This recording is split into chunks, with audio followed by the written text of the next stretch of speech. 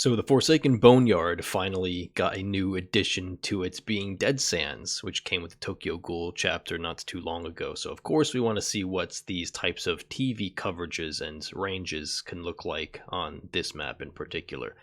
So before I actually jump into this, so I'll be doing it a little bit differently as to last time where I did it with Ormond Lake Mine, where I'll have 3 different variations of just an average game with no modifiers involved, and then one where the survivors, at least all 4 of them, bring a shiny coin offering, and one where we bring a cut coin offering to either, from the survivor's perspective, add a bunch more chests, and then from our perspective with the cut coin, take out some chests, because of course the TV spawn areas are influenced by the chests in the match as well. So we'll see how that affects the TV spawns that we see for this map. I'll give a quick spoiler for this one in particular. Since we don't have a main building here, there's not going to be too many changes for these, but we'll get to them when we get to them. So in terms of the map itself, so quick thing, since we're using SketchUp again for this here, is that each tile is going to be 8 meters by 8 meters. And the map itself here, Dead Sands, is 140 square tiles. And with this map, we have a centralized shack over here, well, as centralized as it can be, a little bit off-central.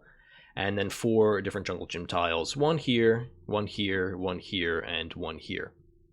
There'll also always be a hill right here as well. The orientation of it will vary, so it'll be facing some random of the 4 possible directions here. And then there will also always be on the western and eastern side of shack one of these 2 tiles, and there'll always be just one of each.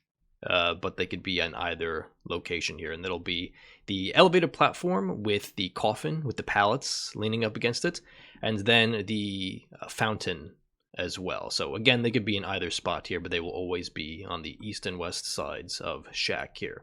There'll oftentimes be a dip as well in some cases, not all the time, but we'll see in those cases where they are located. And other than that, we also have exit gates, but there's not much else in terms of set pieces for this map in particular. Again, no main buildings. That is a very interesting part for this map in particular, since main buildings are usually some of the most interesting areas to look at when it comes to those TV ranges. With outdoor maps like this, it's very rare to really get TVs that have high condemn pressure. So by that I mean there's 2 different types of TVs that I like to consider, at least, being high projection pressure and high condemn pressure. Usually you'll have to sacrifice one for the other, but there's very rare chances where you'll get a TV that's both high projection and high condemn pressure. So high projection pressure TVs are those that are very close to their generator, like this one, for instance, especially if it's facing the generator, right? If we project to this TV, we'll immediately see any survivors that's working on it and be able to immediately lunge at them with our post-projection speed boost. In some cases, for a lot of cases actually, the TV will be facing the complete opposite direction, like what we see right here. So we come out of this TV and we'll have to turn around first before we could actually, of course, pressure those gens. But one of those 2 scenarios is what's most common with these outdoor maps here. There is one interesting portion about the outdoor maps in terms of TV locations, at least possibilities for them. That would be if we ever get a TV that's on a hill. In my opinion, this is the most effective TV location for these outdoor maps, especially when we don't have a main building to otherwise give us condemn pressure. The hill TVs, if we happen to have any, will do the best in that case. Mainly because if this TV is on, let's say a survivor's in the jungle gym right to the east of it, maybe cleansing a hex totem or whatever the case may be, and this TV's on, and this survivor, of course, now wants to turn this TV off so they can do whatever they need to do over here. But in order to do that, they'd have to go all the way around up the hill and turn that TV off. It'll really depend, of course, on the hill orientation. At least in this case, it's the ideal location for, ideal orientation rather, for Sadako being the opposite side of this jungle gym tile. But again, survivors have to go all the way around to the opening of that hill to go up and turn off that TV. But if Sadako projects here, there's no walls on this hill, right? We could go off any edge that we want. So if we project here, we can still have high projection pressure for this jungle gym here, despite the survivors taking much longer to actually get to this TV to turn it off or interact with it in any capacity. So hill TVs are usually pretty good to see here. Other things I wanted to mention in terms of those TV orientations is, for instance, like I was mentioning, when the TV is facing the opposite direction of a gen.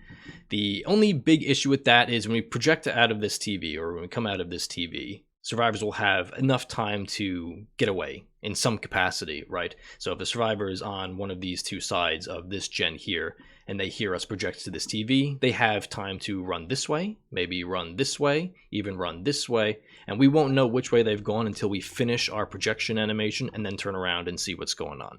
If the TV was facing the gen the whole time, then that wouldn't be an issue. We'd see where they would run in that case. So always important to keep in mind in those cases as well, but usually it's not that bad. Okay, so let's get to the more interesting part, of course, which is the TV ranges themselves, right? So in terms of defaults, this is at least what this map will look like, or this variation, at least, the circular pattern here for the 16-meter ranges. And of course, with this circular pattern, we're going to have this central gap, unfortunately, here, with about half of shack covered. So overall, it's not too bad looking. In terms of all the other maps that we'll see, or all of the different variations that we'll see, this one is probably one of the best in terms of overall coverage for the map, right? Because there's not too many dead zones outside of the center here. And let's also take a look and see what Videotape Copy will look at.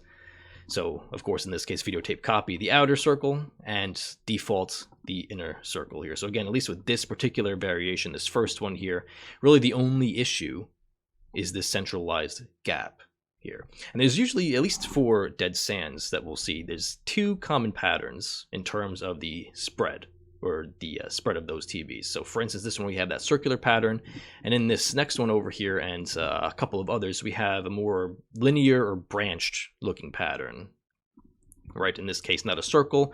And this looks even a little bit worse than this one, right? In a sense that we have some hefty dead zones. There's a big dead zone right here, big dead zone right here. And if we go to this other default or otherwise non-modified variation here, big dead zone here, and a big dead zone over here as well. But the good thing about these, at least, is that as compared to, for instance, Eyrie of Crows, which has a big problem in this regard, all of the gens here are all easily in range of their respective TVs. So at least that is not a concern when spreading condemnation for these maps here. But overall, even though this one looks a little bit better, the circular one, in terms of full map coverage, I would say the branched ones, or the more linear ones, are a little bit better, and I'll get to that in a little bit towards the end, but the coverage here is still always important to keep in mind in terms of that central gap, which is usually the least ideal spots to have a gap in terms of TV coverage in the map here. So let's take a look at what's the different offerings change here. So this one is when we have a bunch of different chests added to this. So again, as I'd mentioned, usually these will only become a big factor in terms of how good they will be for us, or how bad they will be for us if there is a main building, or if it's an otherwise just bad map with a bad main building. So for instance, like Grim Pantry and Backwater Swamp, or Crotus Pren Asylum, for instance, those two maps in particular have some pretty disgusting main buildings when it comes to chest interactivity with those TV spawns. But in this case, we don't really see any change at all, right? In this case, we would expect some negative changes, but compared to some of the others, it doesn't really look that different from what we'd be expecting default. So Dead Sands, at least in terms of adding additional chests, doesn't really play a major factor. All gens are still easily in range of their respective TVs, so that's not a problem. So the extra chests, at least on this map, don't really cause us a major concern. Then we have that cut coin add-on for ourselves. Ironically, the cut coin is the offering that we would otherwise want to make our lives a little bit easier in terms of having better TV spawns, but ironically, at least in this case, the worst gap by far in terms of coverage here, at least out of all of 5 of these different variations. The cut coin one that I have here is definitely the worst coverage that we have. A massive gap in the center here, very unfortunately, and especially if we don't have videotape copy, right? The full shack is completely safe, the full hill over here is completely safe. Just a massive area where survivors don't have to worry about getting condemned at all, really. And a lot of other areas where the TVs are clustered a little bit, right? Like these two TVs are actually in range of each other, and then we have these 3 that are all conjoined in some capacity as well, whereas otherwise we'd want them to be a little bit more spread out, but still close enough that there's no major gaps in place. But again, at least in this particular case, a big central gap here, which it's fairly common with dead sands. If we get that circular pattern, we're going to have that central gap in coverage where part of the shack, if not all, will be safe from condemnation or TV range at least. So in terms of why I think the branches are more ideal for Sadako when it comes to the pattern of the TV spread here, not just because of the central gap, but the main concern that I have is the tape runs that survivors will do, right? So let's take a look at this first one again, this circular pattern here. Let's say a survivor grabs a tape from this TV right here. They will likely have to deposit it into this one. Really, it doesn't matter too much where they deposit in the circular sense, because if that central area is safe from condemnation or safe from those TV ranges, then it's very likely that they'll be able to just go straight to their target TV without going in range of any other TVs during that tape run.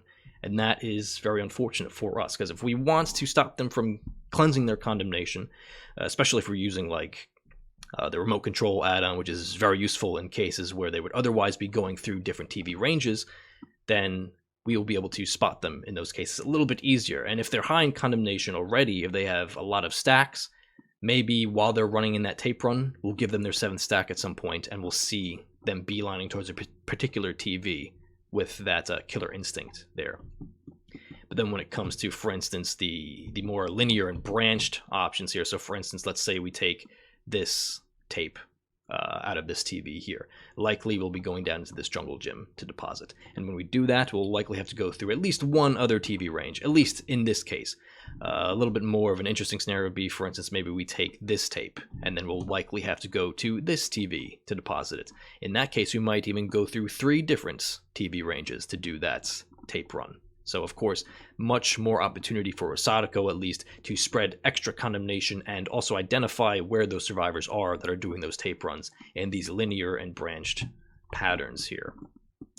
And the most disgusting one, of course, is going to be this unfortunate scenario here. So, for instance, we take this tape, likely going to have to deposit it right here, and very safe path to this TV, right? We don't really have to worry about getting condemned in any capacity when we're doing this tape run. The only concern, of course, would be if Sadako physically sees us while we're doing this tape run. So in these circular patterns with central gaps, those tape runs are significantly safer for survivors overall, which is the unfortunate part of those aspects. So overall, I would say the linear branched patterns for Dead Sands are the ideal patterns that we'll be looking for in these cases. But overall, the map really isn't all that bad, right? Having a main building can be a good thing or a bad thing, depending on, for instance, with the chest offerings or with high condemn pressure, TVs would be good to have there. But at least in the case of, for instance, the Forsaken Boneyard, having this second map in place, Dead Sands, to counteract the Eyrie of Crows, which is otherwise, if you're not aware, definitely the worst map by far for TV ranges for Sadako. Unfortunately, that map is very, very awful. So having this one in play now to at least give those Forsaken Boneyard offerings a 50-50 instead of a 100% chance to go to Eyrie of Crows, very good to have in this case. So neutral overall, I would say Dead Sands for Sadako in particular, at least in terms of my rankings for them. I would say this one is just above Wrecker's Yard and below Azarov's Resting Place. So always necessary, at least in these cases where we have the centralized shack, to compare it to the other 2 maps that have just centralized shacks and no main buildings. So in those cases, Wrecker's Yard and Azarov's, or sorry, in Autohaven Wreckers, and then Rotten Fields in Coldwind Farm. So out of those 3, Dead Sands is actually the smallest of the maps, with Wrecker's Yard being in the middle and Rotten Fields being the largest. So of course the smallest in this case is the more ideal in this scenario. All right, so to wrap it up, let's take a quick last look from a top-down perspective at all of those different options here. So again, we have the first 3 being just default potential for TV ranges. And then the next one here, the fourth one, is if all survivors bring shiny coins, which again, with no main building here, doesn't really make that much of a difference. And same thing with the cut coin offering if we happen to bring that.